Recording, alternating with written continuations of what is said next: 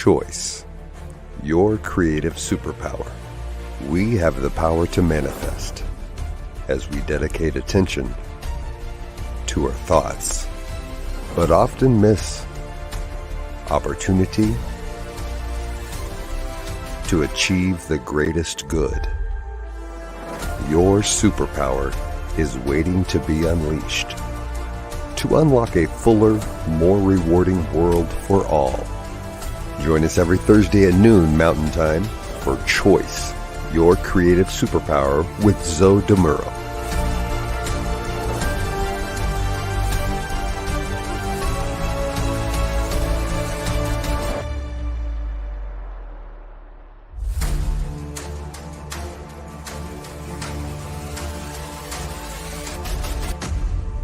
And now, here's Zoe.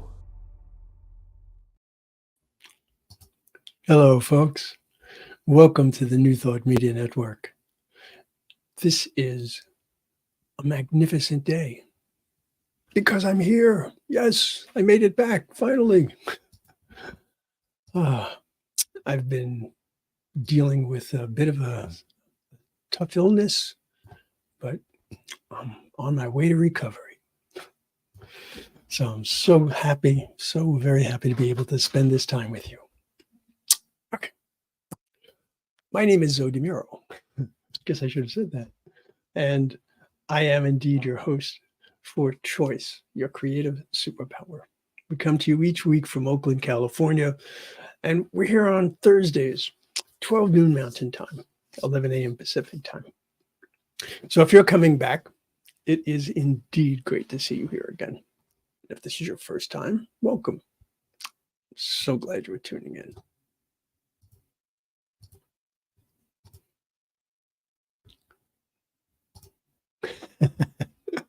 Yeah, I'm back, Shay. Okay. So, my ministry as a religious science practitioner with the New Thought Media Network and my mission as a transformational coach are the same. They're to help people to live their lives to the fullest. What we do here on this show is we explore. We explore how wielding your superpower for the greatest good can co-create a most fulfilling life experience. Today, episode 77, we'll be exploring the relationship between choice and doing. Now, I had intended to do these back to back, the being show and the doing show, but there have been a few weeks in between. But when we looked at being, I did say that while that interacts with choice, we also needed to look at the other side of the coin, doing, and see how that interacts with choice. So doing is, of course, engaging in an action of some sort. Carrying something out. Oh, we could be doing any one of these things, for example. Let me bring this up. So we could be accomplishing, achieving, acting, closing. I'm not going to read the whole list to you. So those of you who are listening to this, you might want to go back and actually take a look at the video at some point. But basically what it comes down to is these are all activities. Now, with this particular list that I came up with, choosing isn't on that list, but determining, which is a part of choosing, is there. So, of course, choice is an action.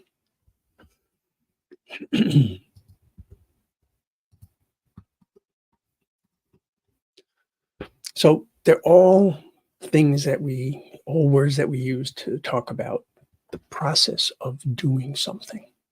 Now, life is essentially made up of being and doing. There's a lot going on, though, within each of these concepts. And while we might not always be aware of which is the driver, the primary force, it can be very revealing to examine that. For example, someone could lash out at another person So we can see the doing part, right? We can see the physical, the verbal act of lashing out. But what about the being component? That is, what caused that particular reaction with that particular emphasis and that energy? Being angry because someone stepped on your foot is considerably different to being angry because someone cheated you in some way, and different again from being angry because you simply don't like the person and everything they do or say annoys you. It can definitely be difficult at times to understand how the being and the doing relate to one another. Excuse me.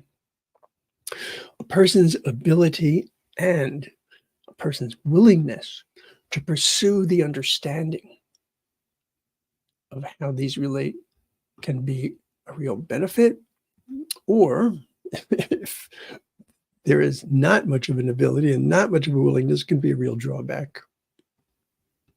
I look at myself, for example.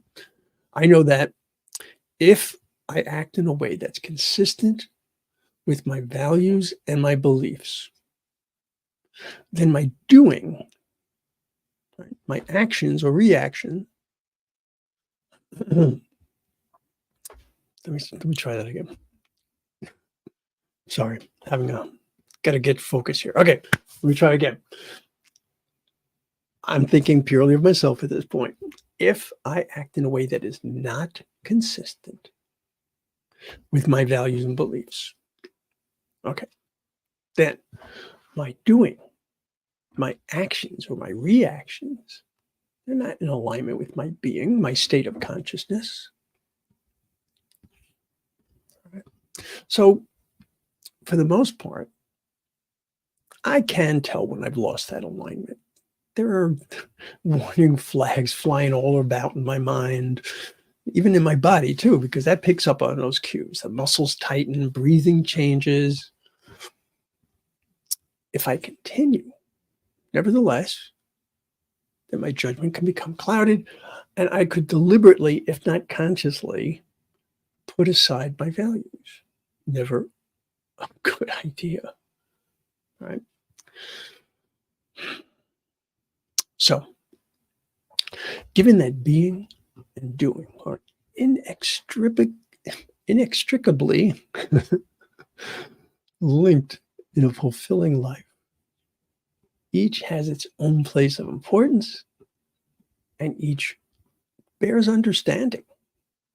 Right? I remember Psych 101. Okay. One of the most important concepts that they brought about in studying Psych 101 was Maslow's hierarchy of needs. You're probably familiar with this. The lowest levels, right, are primarily concerned with doing the necessary actions for survival and basic safety, while the higher are more strongly associated with being, states of consciousness, right? So when we think about our physiological needs, we think about our safety and security, we're looking at things that are almost exclusively around doing. As we start to move up, we find that we get further and further into the being aspect of it, okay? More and more associated with our states of consciousness. But regardless of their position within the pyramid,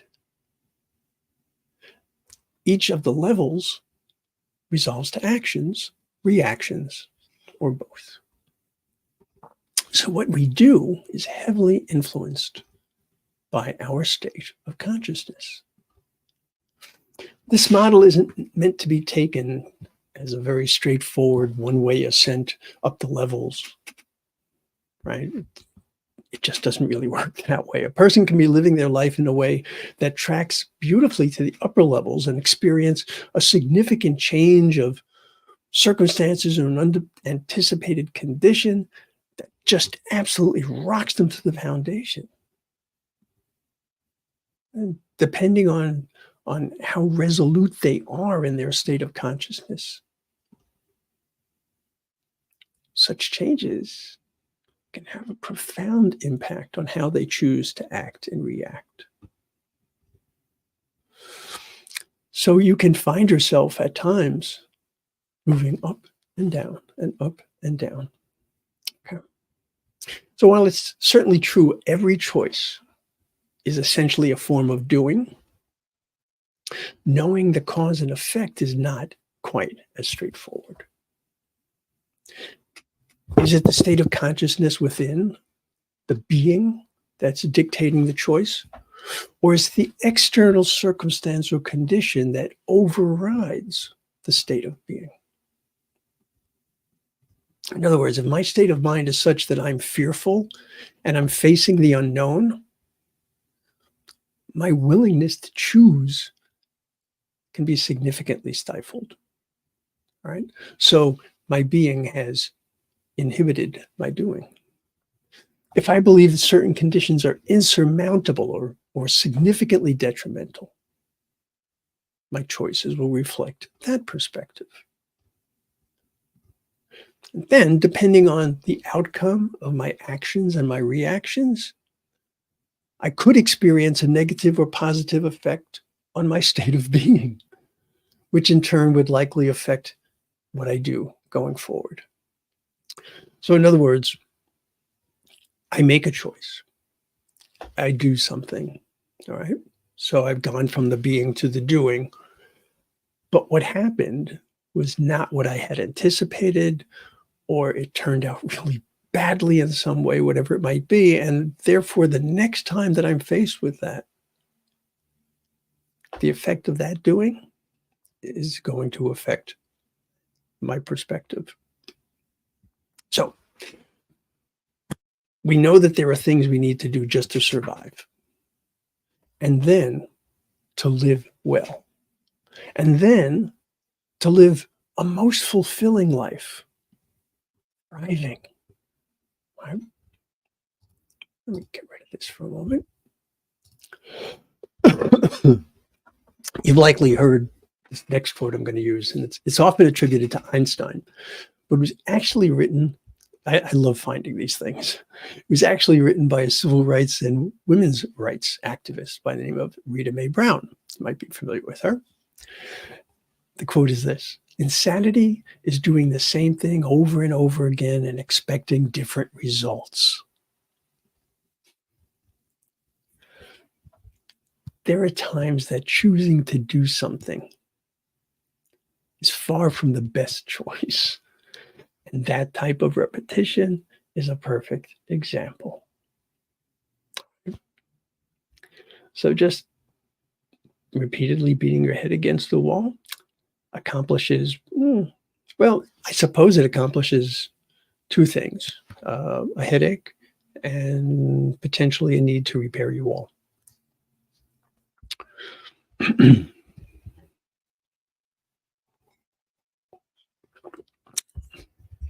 You ever hear this one? Don't just do something. Stand there. That was originally shouted. I've heard this many times, and I had to find out where this came from. It was actually a producer who was saying that to one of his actors. But it's a good reminder that while our actions and our reactions are a matter of choice, that choice needs to be vetted for reasonability. There are definitely times where doing is not the way to go. Or perhaps doing means what we're going to do is stop. What we're going to do is pause. What we're going to do is reflect. Okay. I was talking to a buddy of mine about his car, and he was like, "Oh man, I've been really struggling to fix this. And I checked this out and checked that, and nothing's working." So he closed the hood of his car and he said, "Well, we'll see how it's doing tomorrow."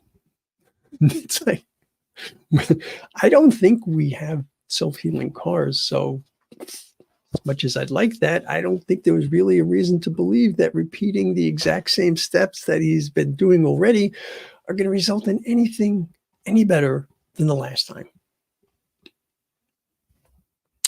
Now, when he got around to researching the problem, and he'll probably find some additional ideas, discover the root cause of the problem, and then the actions provided will get the outcome that he's looking for.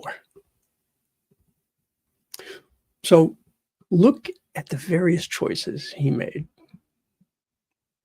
All right, initially and then subsequently. So holding on to a somewhat less than legitimate pride in his automotive skills, his choices were very limited, and his determined but ill-conceived efforts were kind of fruitless. But once he chose to pause, open to other possibilities, then his solutions can come forward, right? Possibilities, unlimited possibilities as to ways to address his problem. Hey, he could have spoken to a mechanic. He could have gotten out his, I forget what the names of the books are, but there are these books I remember I used to have when I used to work on my car. But anyway, okay. Where do I want to go here? Oh, yeah. So Stephen Covey, in his, I would refer to it as an iconic book, 7 Habits of Highly Effective People, speaks of an upward spiral of growth and continuous improvement. Let me show you what I mean. Okay. He says, moving along the upward spiral requires us to learn, commit, and do on increasingly higher planes to keep progressing. So if we want to progress, we must learn, commit, and do. Learn, commit, and do over and over, right? That's what he's referring to as the upward spiral.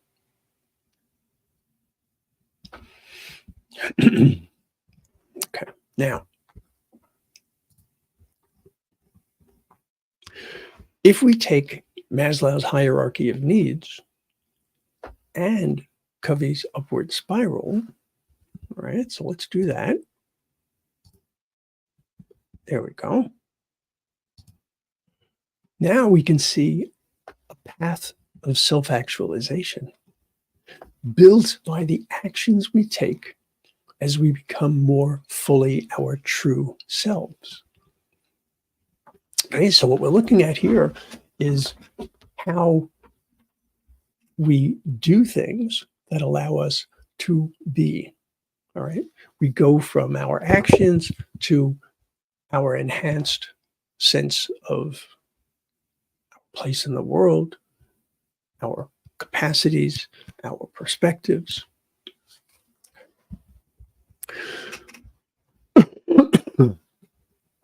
What we choose to do when we're functioning at the lower levels is significantly different from what we do at the upper levels.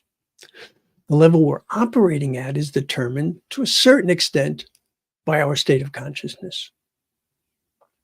But as I'd mentioned, our state of consciousness is subject to influence from outside conditions or circumstances. Now, here's the key. This is very important. To the degree that we allow it. All right. Remember, we're talking, our show is called Choice, Your Creative Superpower. All right. Now, what do we allow? All right. Well, what we allow is informed by, or could allow, is informed by a host of factors. A stronger sense of self and a stronger sense of self-efficacy is less likely to allow outside conditions to really sway one's state of consciousness, at least to the same degree as someone with less confidence, or someone lacking in self-compassion, or someone who has chosen, for whatever reason, not to create and maintain personal boundaries.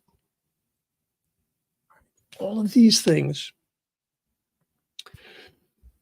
provide a greater sense of being and therefore provide a greater possibility for doing what actually is indeed better for us. And quite frankly, what is truly better for each and every one of us is going to be better for others as well. Meaning, if we can align more closely with who and whose we are, our actions will be far more beneficial.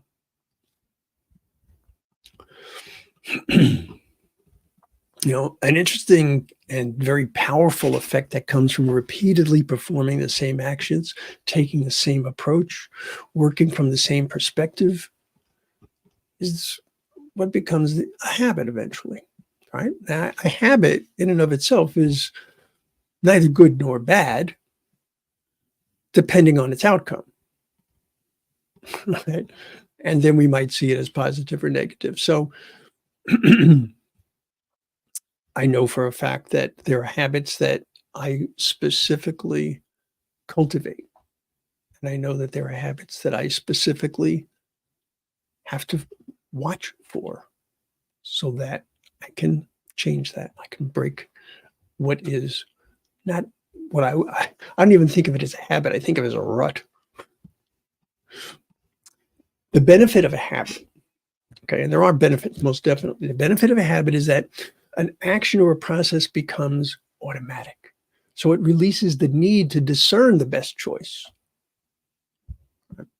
The detrimental side of a habit, however, well, that comes from giving up our discernment, right?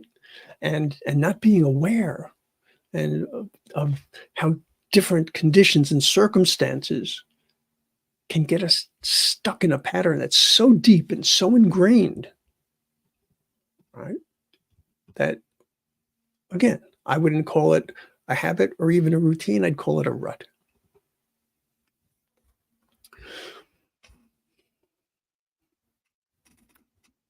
One of the things that we get from our doing, from our actions, is that we have a feedback loop. We can determine whether we're going to choose to continue with that action or choose to seek alternatives. Okay. So, as we've said in the past, awareness ties into so many elements of what we're doing here. Right? Being able to be aware of our being aware of what we're doing, being aware of the outcomes of our doing. Okay, all very important.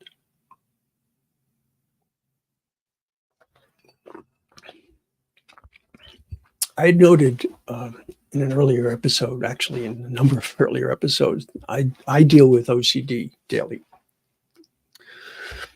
OCD, obsessive compulsive disorder. Right?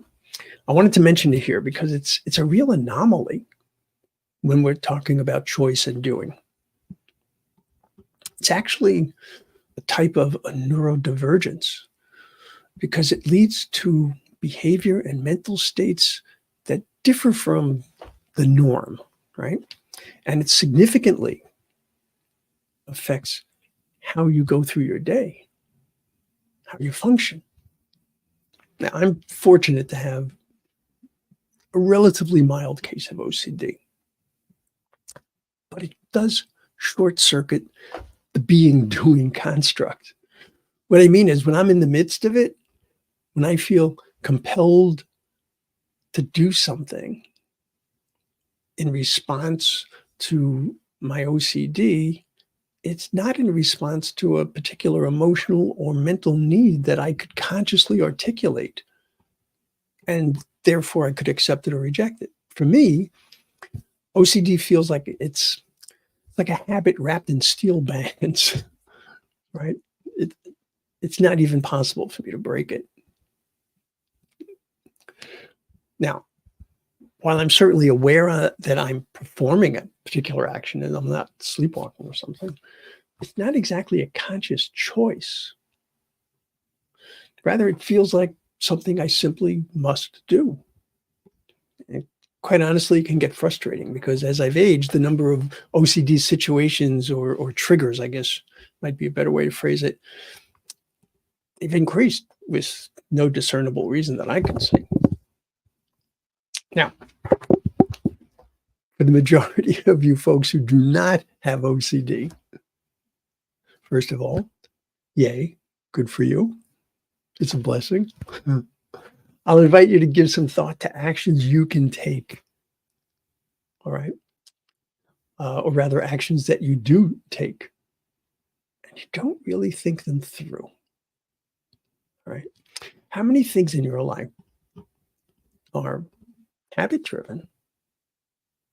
How many things in your life do you do despite the warning flags that pop up? How many things do you do in your life that are done purely out of a sense of obligation with no real connection to your own values other than your commitment? Considering how important it is to manage our finite resources, and believe me, unlike our divine properties, our human resources are most definitely limited. We only have so much energy, so much attention, so much time. Right? But being clear as to why we take specific actions is less about having or exerting control and more about bringing about a thriving life experience.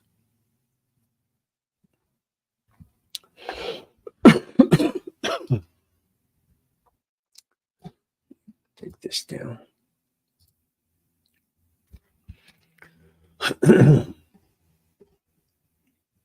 So we have explored being, we have explored doing. Is one more important than the other? Is it better to think of yourself as a beer or a doer? Well, despite the belief that we might see ourselves as being one or the other, each of us needs to draw from both aspects if we're going to be well-rounded and most effective. Okay. Before we end today, though, I wanted to share this one last look at being and doing. I'll leave it up to you if you think it resonates with you or not. Okay, so one of the worst lectures I ever listened to was watching somebody put up a photograph of a cartoon and then explain the cartoon and read the cartoon. And it made me crazy because it's just not funny to have somebody trying to interpret it and explain it to you. So what I've chosen to do, because I do really like this cartoon, is I'm just going to read the top line of everything, which explains the points that I want to get across. But I'll invite you, if you have an opportunity, to take a look at this cartoon, because I do think it's kind of funny. But here are the words that are of importance. What they're suggesting is that there are two types of people in the world, doers and beers. They often marry each other. The doer, all right, the doers need the beers to slow down so they can enjoy the moment. The beers need the doers to organize them so they can get out the door. At its worst, there's shouting. At its best, music is made. All of which will make sense if you take a look at the cartoon. All right, I couldn't resist. I had to get that in there. In any event, what's on your mind regarding choice and doing, or choice and being for that matter? I didn't get a chance to really interact with folks last time. So let me know. I'd also be absolutely delighted to hear if you have any kind of ideas for topics that you think would be of importance, all right, relative to choice. Come to think of it, if you would like to actually speak with me about it for a counseling session, a coaching session, or even a prayer session, by all means, let me know. You can reach me here. Okay. zodemuro@gmail.com. And I would be delighted to hear what you have to say.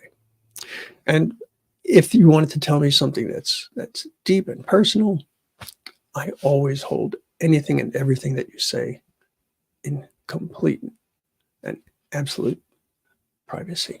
Always. Okay. So, thank you so much for being here. Thank you for putting up with my cold.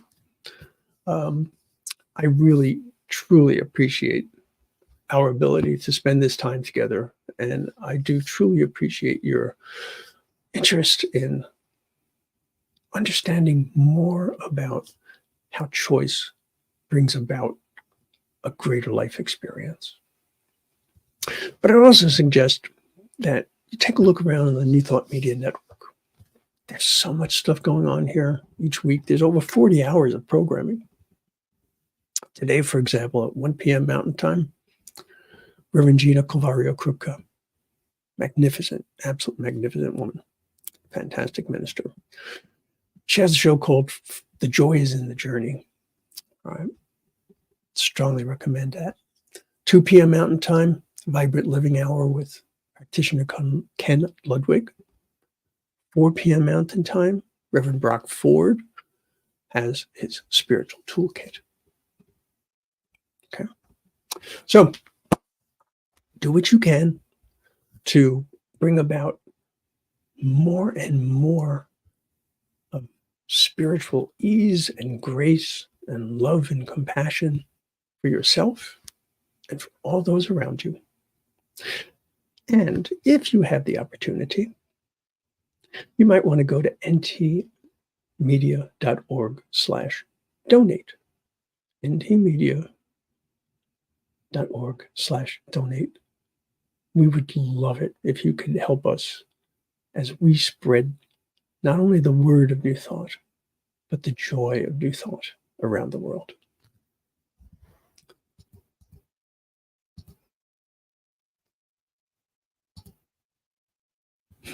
You're very welcome. Very welcome, Shay. Thank you so much for being here. All right, folks. So until we do meet again, which should be next week, right? Choose wisely. Much love and many, many blessings. Namaste. Choice, your creative superpower. We have the power to manifest as we dedicate attention to our thoughts, but often miss opportunity to achieve the greatest good. Your superpower is waiting to be unleashed to unlock a fuller, more rewarding world for all. Join us every Thursday at noon Mountain Time for Choice, your creative superpower with Zo DeMuro.